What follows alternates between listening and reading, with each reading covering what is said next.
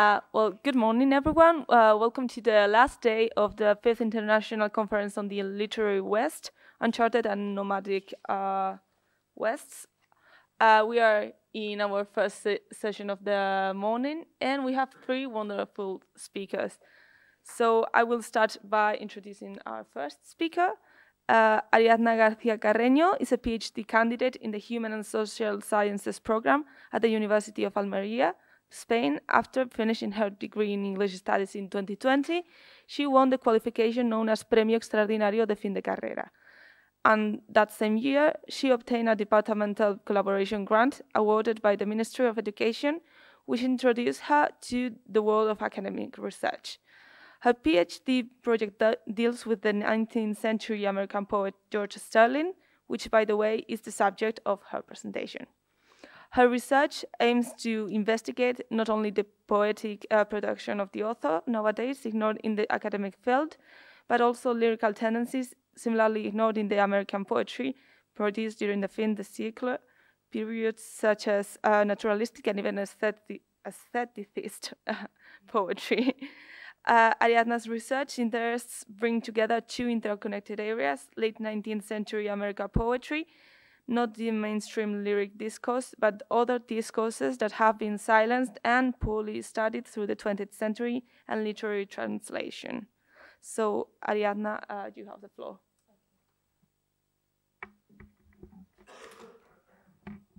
Okay.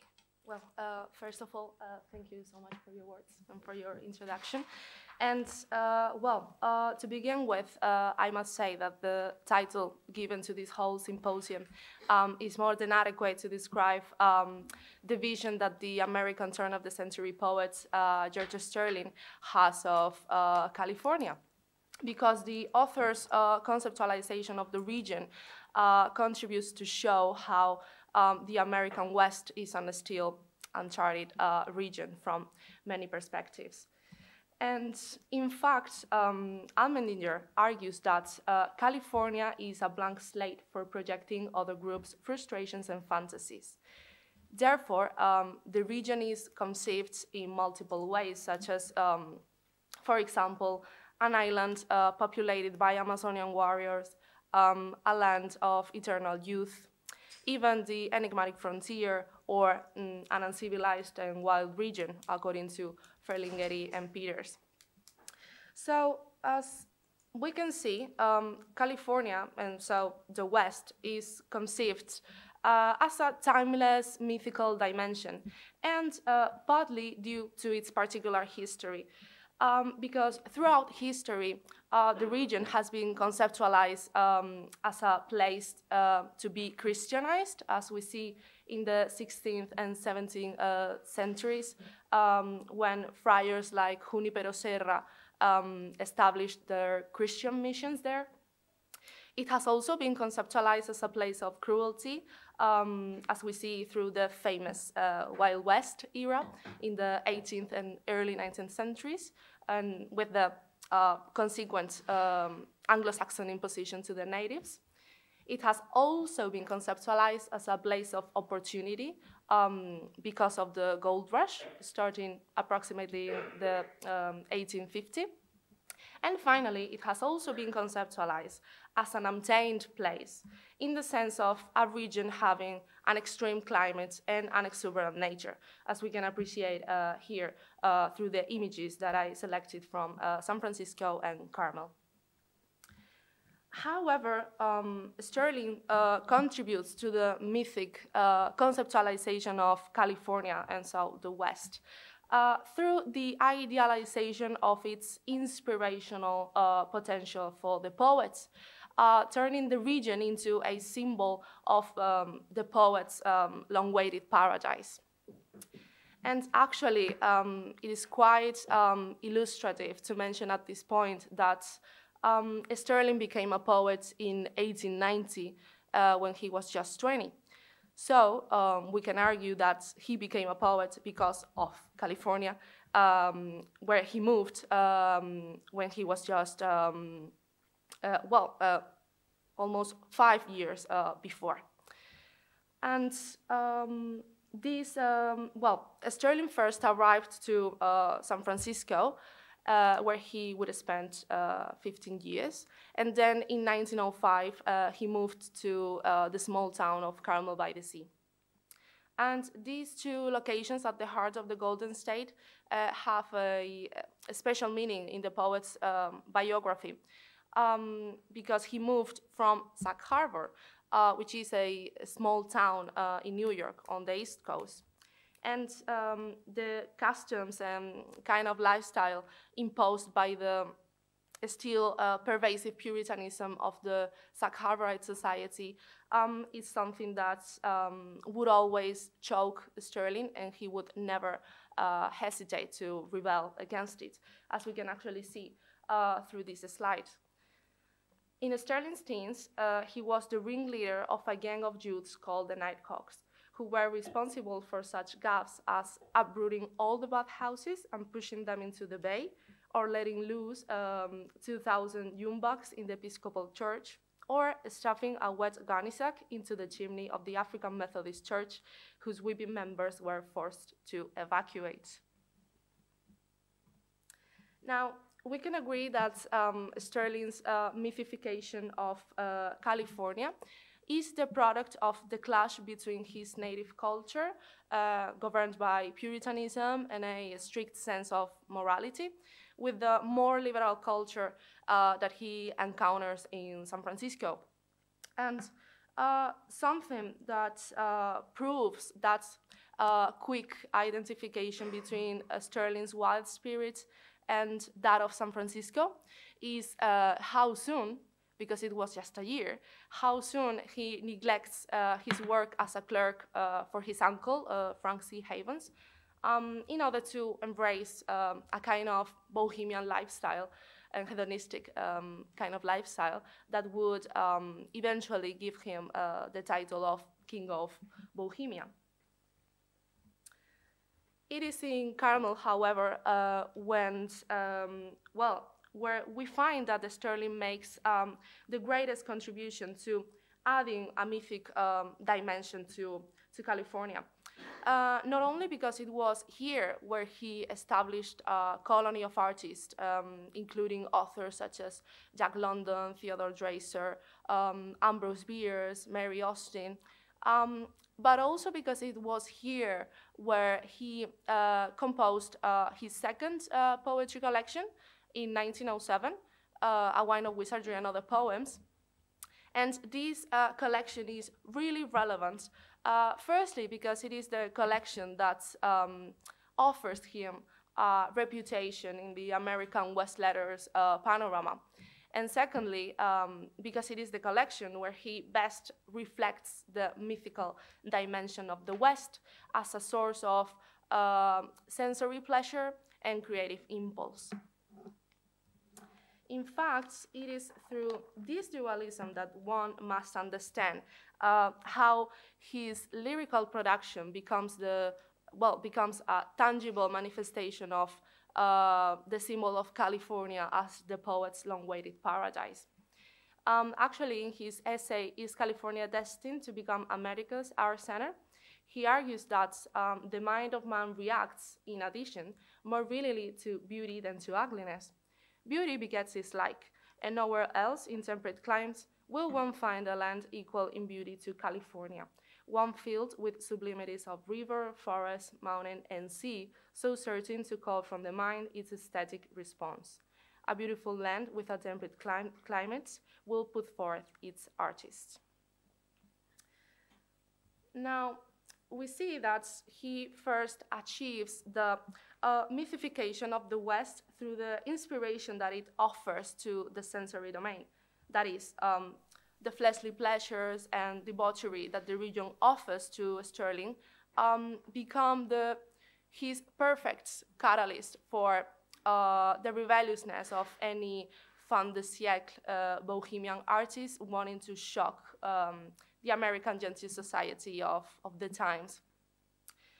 This can be seen in how Sterling indulges in pleasures of a primal instinct nature, such as, for example, his frequent visiting the brothels of San Francisco's Barbary Coast with Jack London, his serious problems with alcohol, or ultimately his constant search of an artistic ideal of beauty in his own bohemian and hedonistic kind of life. Joseph Noel comments on one of the evenings with Sterling and London that Sterling's throat was dry. Little flecks of cotton clung to his lips. "Let's have a drink," he begged. London led us to Stockton Street. The madam who had opened the door for us was a stout woman drawn in at the waist by corsets that made the upper portion of her body look terraced. Still another, a smiling blonde, served drinks that the madam poured out at the sideboard. Jack called the blonde Lulu. In a little while, Sterling was calling her Hebe. The decent-haired piano player they called Desire. Also, Mencken comments on, when he visited Sterling in 1920, that he awoke on Sunday morning on the beach at Half Moon Bay, which is as far from San Francisco as Peekskill is from New York. But that was caused not by Jim Rawls' bourbon, but by George Sterling's Grapple, a kind of brandy from California grape skins with addition of strychnine. Well, having said this, the vision, the vision of California as a paradise for the poet to develop a life according to his profession, that is based on a systematic pursuit of pleasure and beauty, is clearly manifested in his poem A Mood, which is, again, from A Wine of Wizardry and other poems. "I am grown weary of permitted things, and weary of the care-emburdened age, of any dusty lore of priest and sage, to which no memory of Arcadia clings. For subtly in my blood at evening sings a madness of the fawn, a choric rage, that makes all earth and sky seem but a cage, in which the spirit pines with cheated wings. Rather by dusk for Lilith would I wait, and for a moment's rapture welcome death, knowing that I had baffled time and fate, and feeling on my lips that died with day, as sense and soul were gathered to a breath, the immortal deadly lips that kissing slay." Well, we see that the general idea expressed by the speaker, who undoubtedly identifies with Sterling himself, is that the lifestyle that California offers him has brought out the best in him, both as an artist and as a human being, because he has realized how wary he was of always trying to adapt his behavior to the moral conventions of the American genteel society of the times.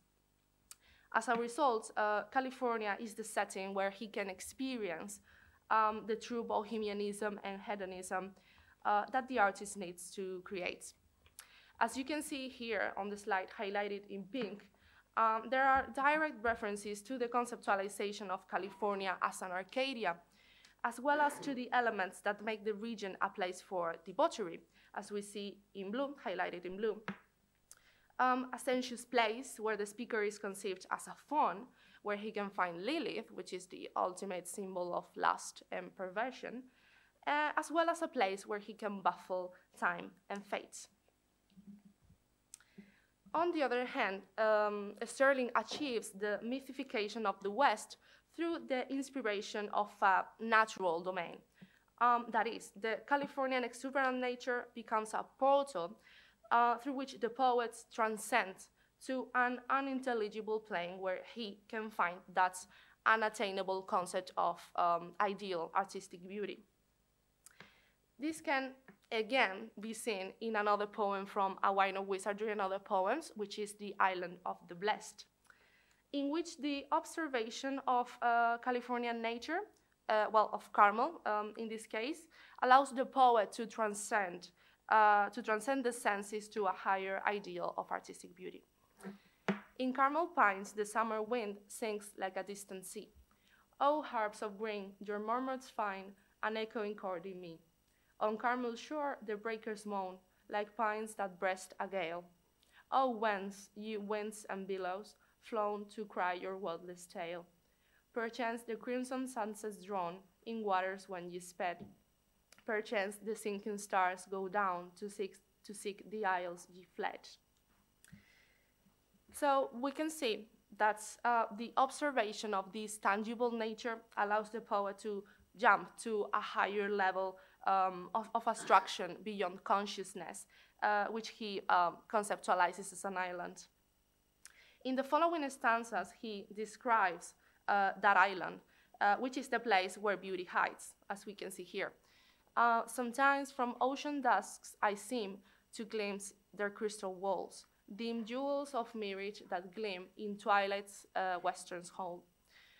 Sometimes I hear below the moon a music that pursues, a breath of melody that soon I doubt and doubting lose. Finally, the speaker emphasizes the impossibility of any human being to reach that perfect beauty in life or in an artistic work, as it is a mental realm that can only be accessed through the imagination and intuition of the genius artist. Those palmy shores no prow may find, but once it seemed to me a ghost of fragrance round the wind, yet was not of the sea.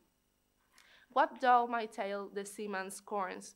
The chart of dreams unrolled attest their havens jasper borns, their reefs of sunken gold. I do not know what lonely strands awaits the winged star. I only know their evening sands seem wonderful and far. So, although California does not represent that ideal of artistic beauty that Sterling pursues, it becomes the only access point for the poet to get a little closer to it. Well, and just to conclude, as we have seen throughout this presentation, Sterling conceives California as a paradise for the poet to find inspiration to create, because the region offers both a sensory experience, contributing to a hedonistic lifestyle far from rigid social norms, and secondly, the region also offers a nature with which the poets can transcend to a mental level where he can find the true concept of artistic beauty.